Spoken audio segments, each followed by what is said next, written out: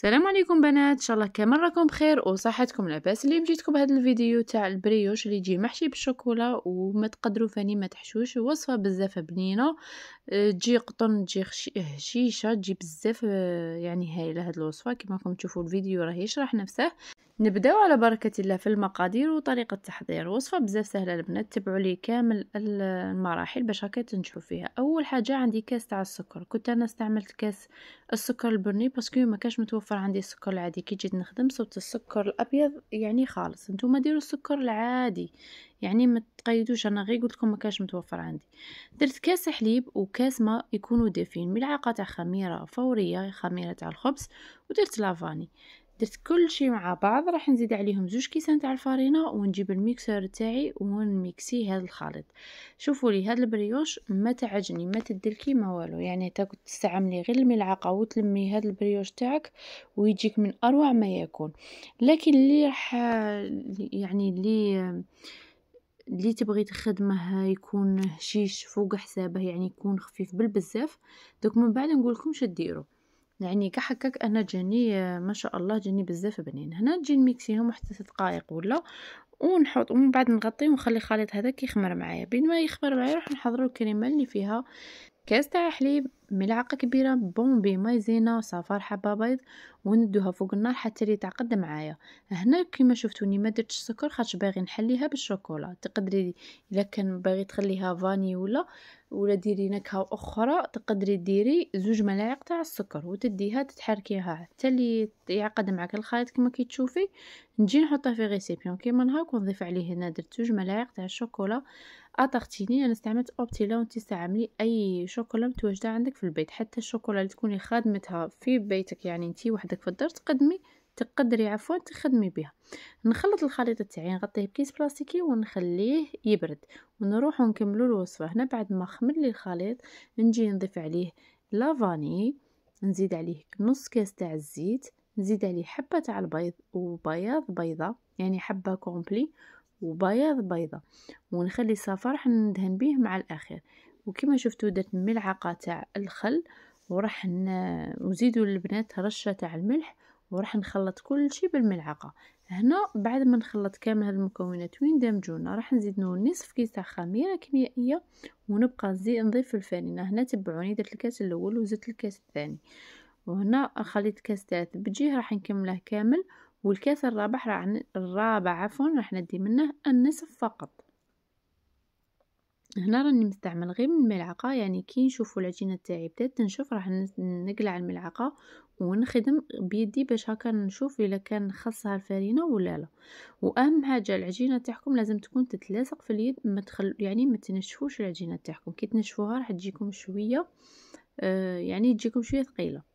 هنا هذا الكاس الرابع اللي راح نضيف منه فقط نصف كاس فقط، ونبقى ندخل في هذيك الفارينة حتى لي تدخل لي كامل. لكن العجينة تاعي مازالت تكون تلصق في اليد. هنا راح نحطها فوق سطح العمل ونجمعها، يعني غير ضربة هكا زوج شغل نجمعوها، مانيش باينه لك راني باغي نجمعها، ونعاود نحطها في الريسيبيون هذاك تخمر لي عادي.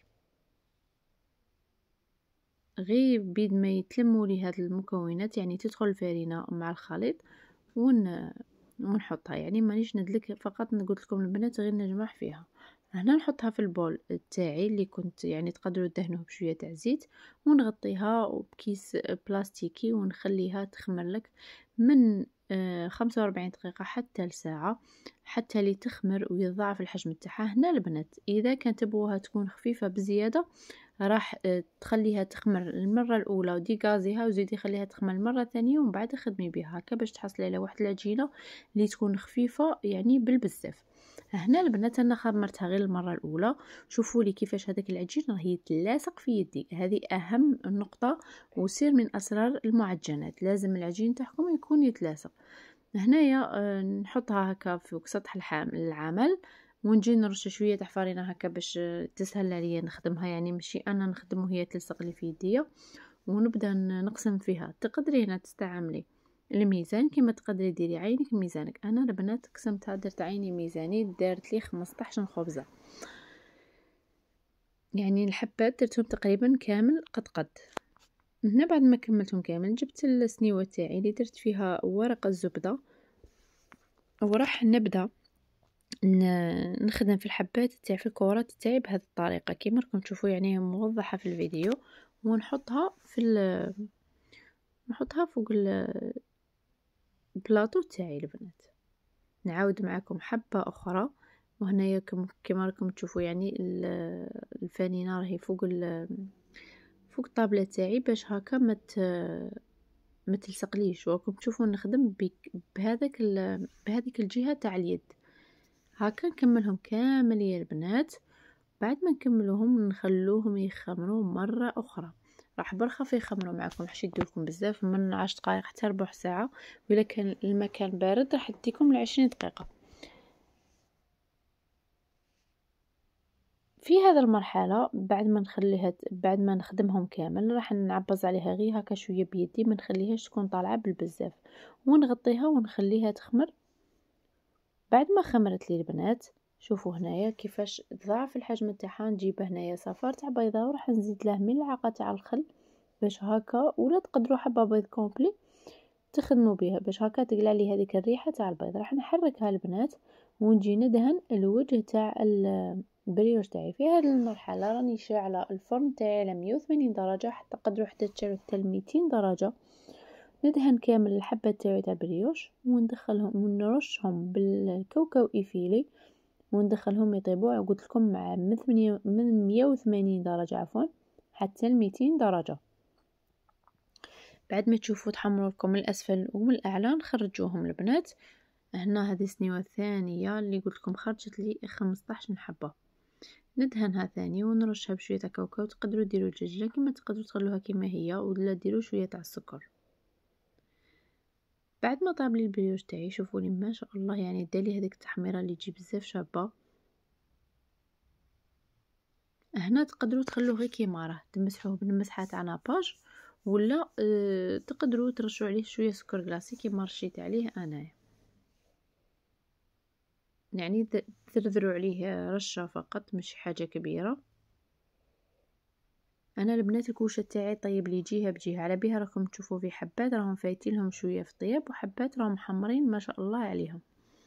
هنايا تقدروا تخلوا البريوش تاعكم كيما راه هكا، كيما تقدروا تحشوه بهذيك الكريمه اللي كنت خدمتها معكم، كيما تقدروا تحشوه بالشوكولا وحدها ولا بالمربى فاني معجون المشمش. هنا الكريمه تاعي بعد ما بردت خلطتها بهذه الطريقه، نديرها في لابوش ونجي نبوشي الحبات تاعي تاع البريو. شوفوا لي البنات هنا كيفاش جات خفيفه، يعني ما شاء الله ما شاء الله تجي بزاف هايله. تقدروا تخدموا بها يعني البريوش، تقدروا تخدموا بها المملحات، يعني تنقصوا في السكر وتخدموا بها المملحات. هنا نثقبها هكا بكوردون ولا بحاجه. انا درت غير الفوي اللي نخدم بها تاع الباتور، وقعدت نثقب فيهم هكا وراح نعمرهم بالشوكولا. صراحه انا ما عمرت وشي بالشوكولا خاطش ماشي كاع ياكلوهم بالشوكولا. ونجي درت ثقب صغير ونجي نعمر بهذيك لاكريم اللي كنا خدمناها. صراحه تجي بنينه، يعني صدقوني تجي بزاف بنينه واقتصاديه، يعني باش ما تكلفكش تدي شوكولا بزاف، راح تكون اقتصاديه والاهم انها تكون بنينه. شوفوا هنايا كيفاش جات مشقه هذا الحبه. وهذه هي الوصفه تاعي البنات، ان شاء الله تكون عجبتكم وتكونوا استفدتوا وتكون نالت الرضا تاعكم. وما تنسوا شوفوا اللي ما فهمش اي حاجه تخلي لي في التعليقات، يعني راني شرحت كل شيء، لكن اللي ما فهمش خلي لي في التعليقات راح نجاوبها. وهنا شوفوا لي بعد ما كانت شويه سخون دافيه قسمتها معكم باش تشوفوا كيفاش جات دايره من الداخل متشخشخه بهذيك الكريمه. ان شاء الله تكون عجبتكم تكون نالت الرضا تاعكم. واللي ماشي مشترك نقولك اشتركي وفعلي الجرس هكا باش دائما يوصلك جديد. وهنا ما بقى لي غير نقول لكم جيم وبارطاج وتعليق اذا بغيتوا، ونقول لكم نلتقوا في فيديو اخر ووصفه اخرى. سلام.